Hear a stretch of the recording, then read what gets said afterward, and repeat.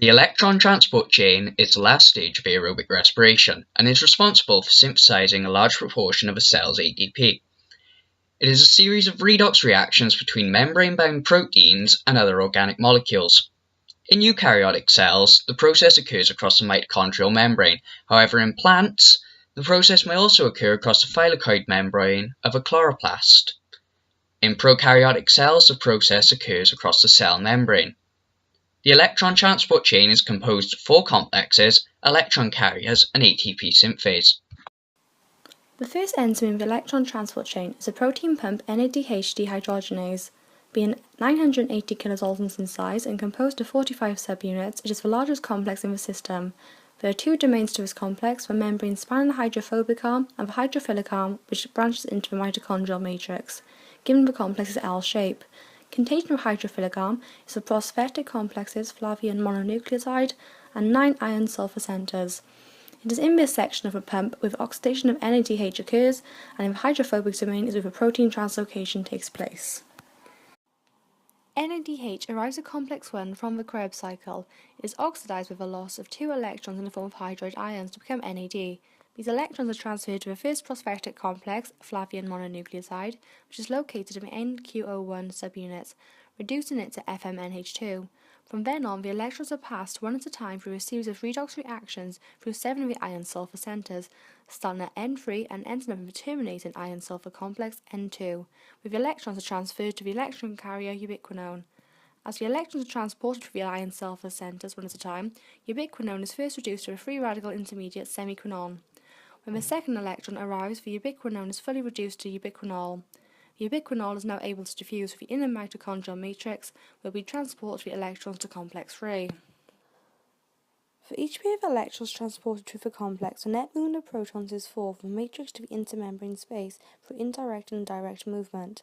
The membrane-bound region contains 7 subunits, with 3 of these, NQO 12, 13, 14, being homologous to each other and determined to be the sites of antiportal-like action.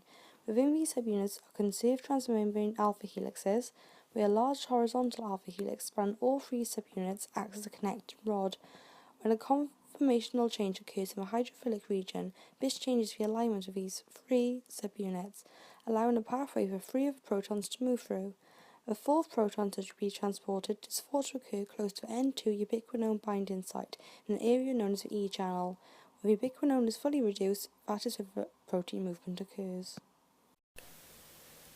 Reduced ubiquinone from complex 2 binds to the intramembrane face of complex 3, releasing 2 protons into the intermembrane space, 1 electron to an iron sulfur cluster, and 1 electron, known as the cycling electron, to cytochrome B566.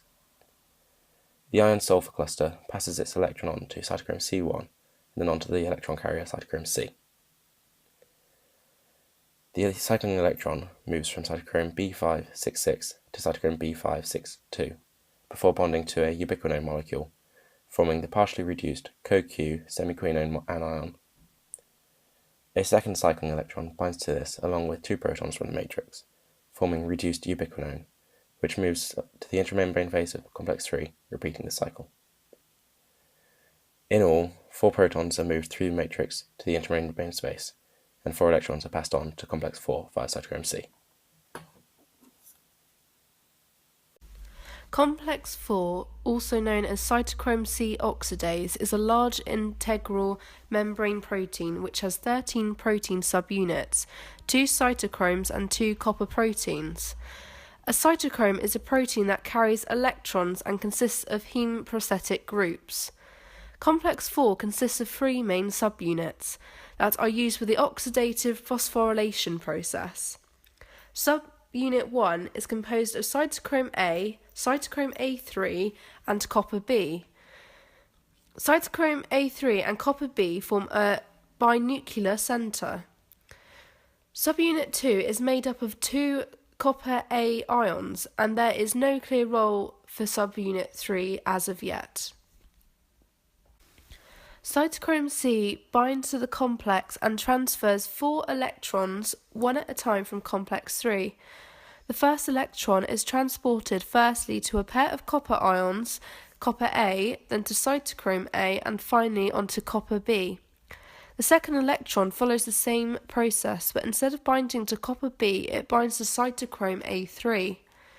The complex of cytochrome A3 and copper B that forms the binuclear center each has an electron, therefore allowing the oxygen to bind to the binuclear center. The binuclear center holds the molecule of oxygen very tightly till it's completely reduced. Oxygen is reduced when the 4 electrons are transferred from the cytochromes to the oxygen molecule.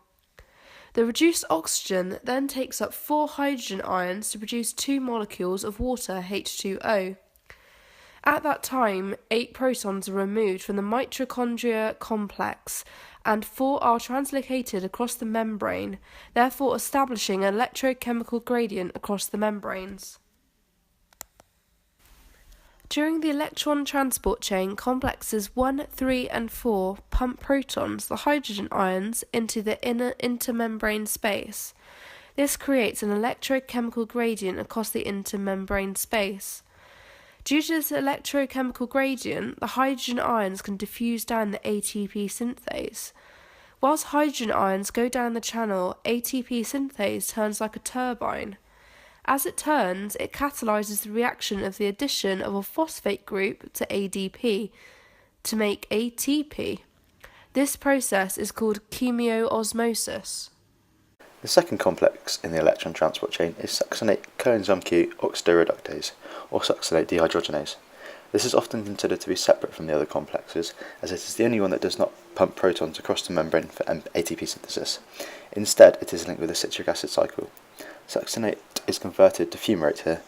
This conversion reduces FAD+ that is covalently binded to the complex into FADH2.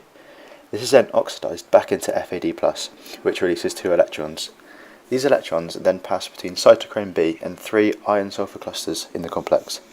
The electrons then pass on to ubiquinone, the first one doing so converting it into semiquinone, and the second one converting it into ubiquinol.